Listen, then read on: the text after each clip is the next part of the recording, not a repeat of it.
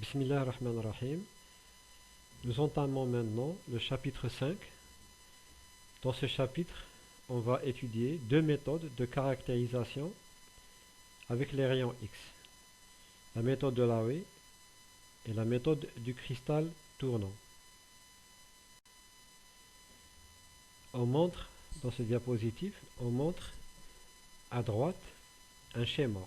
Dans le schéma, nous voyons le dispositif expérimental de la méthode de Laue.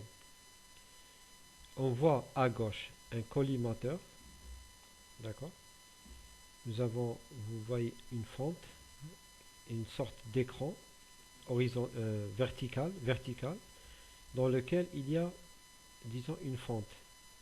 À travers la fente passent les rayons X qui vont frapper le solide, le cristal ou bien le solide qui est au centre. Il est représenté par un carré incliné, murabba' ma'il, gris. Donc, une fois il frappe ce solide, ce cristal, il y a des rayons qui sont réfléchis, qui reviennent vers l'écran, la fente, ou d'autres rayons qui sont diffractés vers l'avant.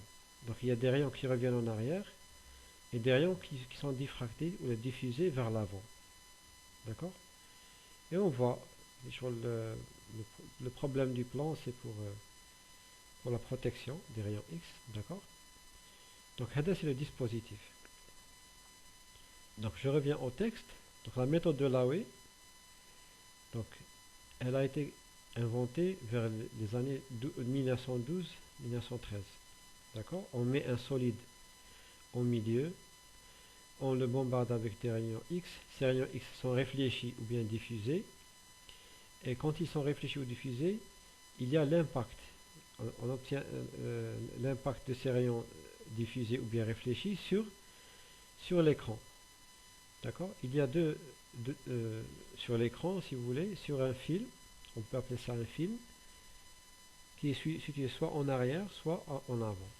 Celui qui est en arrière collecte les rayons réfléchis, celui qui est en avant collecte les rayons diffusés. Je passe donc à la phrase qui est en rouge. Le faisceau incident, il est polychromatique, on le sait. Les rayons X, ils n'émettent pas une seule longueur d'onde. Il y a plusieurs longueurs d'onde qui sont émises en même temps. Nous l'avons vu dans le chapitre 1. Donc nous avons une valeur minimale, lambda min, et une valeur maximale, lambda max. Donc lambda est situé entre ces deux.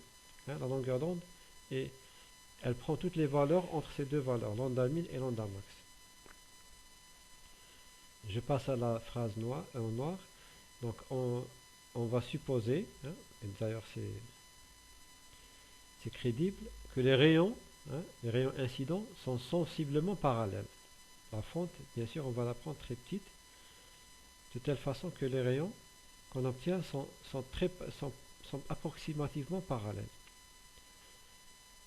La phrase en bleu, donc le cristal, en gris, que j'ai dessiné sous forme de carré gris, il est fixé sur un goniomètre. Le goniomètre, vous savez ce que c'est, vous avez vu ça en TP. C'est un petit appareil qui peut tourner dans tous les sens. D'accord? On peut le contrôler et l'orienter avec une grande précision. C'est une technologie qui est maîtrisée. Le paragraphe suivant, en marron, donc ça je l'ai déjà dit, les rayons diffractés sont collectés soit sur un film cylindrique, soit sur un film par transmission ou par réflexion. Donc le film par transmission ou par réflexion qui est le plus utilisé. D'accord? C'est la méthode du film plan, qui est la plus utilisée, c'est la méthode de Laue. Cylindrique, c'est la méthode du cristal tournant. Donc je répète, qui le cristal le rayon X. Le rayon X soit réfléchi, soit il est diffusé vers l'avant. Donc, on a besoin de détecter le rayon diffusé ou la réfléchi. Qu'est-ce qu'il faut? Il faut mettre des films. Un film, avec le film qui donne le rayon X, il laisse une trace. Le film, avec soit plan, un plan, un écran plan, soit un cylindre. La méthode de Laoui, on dirait un plan, film plan. D'accord. Enfin, la fin, le rectangle bleu, je rappelle tout simplement la relation de Bragg. Pour avoir une réflexion, ou donc, diffraction, il faut que d fois dhkl sinus θ est égal à p lambda. P c'est un nombre entier quelconque. Lambda c'est la longueur d'onde. Θ c'est l'angle avec lequel d'incidence si vous voulez. dhkl c'est les distances interréticulaires. Ah, la méthode de Laoui. Donc on a vu dans le diapo Billy, il y a plusieurs longueurs d'onde qui vont venir. Donc plusieurs vecteurs d'onde K différents, incidents. Quand on a fait la sphère d'Ewald, on a étudié le principe de la sphère d'Ewald. On a fait avec K est égal à 2pi sur lambda. Donc on a fait pour une seule valeur de lambda. Ça fait la vérité. Hein? La méthode de Laoui, qu'il y a plusieurs longueurs d'onde qui vont venir, incidents. Donc il y a plusieurs vecteurs d'onde incidents différents en intensité. Alors si on n'avait qu'une seule longueur d'onde, les intensités qu'on aurait obtenues, donc on pourrait les comparer et tirer des renseignements. On dit plusieurs vecteurs d'onde, on dit plusieurs longueurs d'onde. Donc les intensités que je vais obtenir, c'est possible que plusieurs longueurs d'onde aient une seule tâche. Donc ce qui fait, cette méthode, ce qui est écrit en mauve, cette méthode ne permet pas d'exploiter la différence des intensités. Donc l'étude des intensités, une information. Une information. Pourquoi? Parce que les intensités, elles ne sont pas dues seulement au facteur de structure. Elles sont dues au fait qu'il y a plusieurs longueurs d'onde. Donc le facteur de structure, le fait d'avoir obtenu une tâche, ou là des extinctions systématiques, j'ai un facteur de structure. Ça, l'intensité, c'est une information supplémentaire. L'information supplémentaire, ça veut la tâche qui est une tâche ou une extension systématique. La méthode tel facteur de structure, on peut tirer des renseignements. Ça, comme le renseignement sur l'intensité, c'est pas possible de le tirer. En rouge, la méthode de Laoui reproduit les symétries du cristal. Donc les symétries tel cristal, radi benou, la figure de diffraction.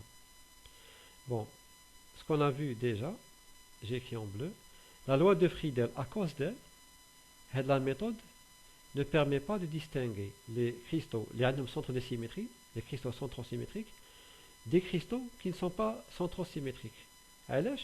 Parce que la loi de Friedel, elle va nous donner une figure centrosymétrique.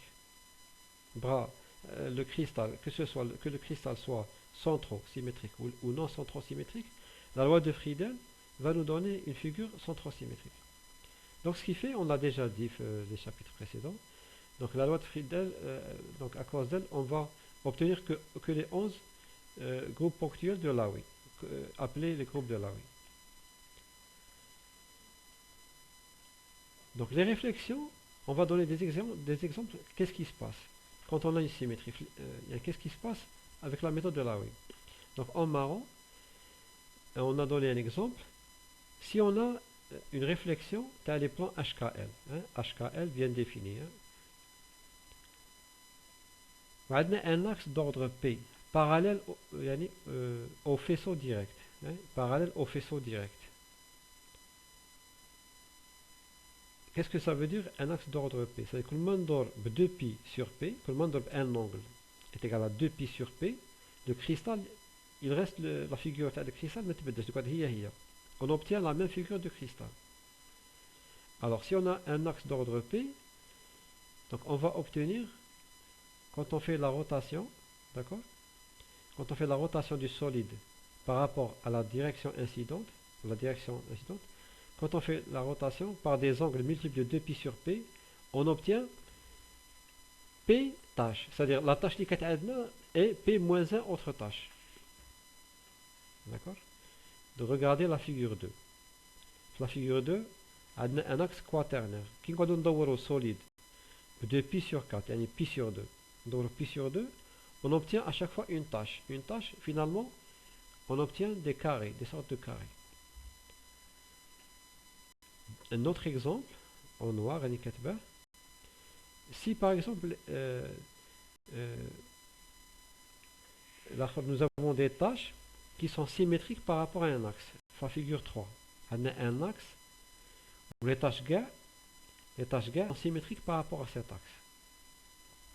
Donc, avec l'axe, même maintenant, bien que j'ai un miroir qui passe par le faisceau incident. Et le faisceau incident est fait par un miroir. Ou la tâche, le faisceau incident direct, le faisceau direct, est sur l'axe de symétrie. D'accord?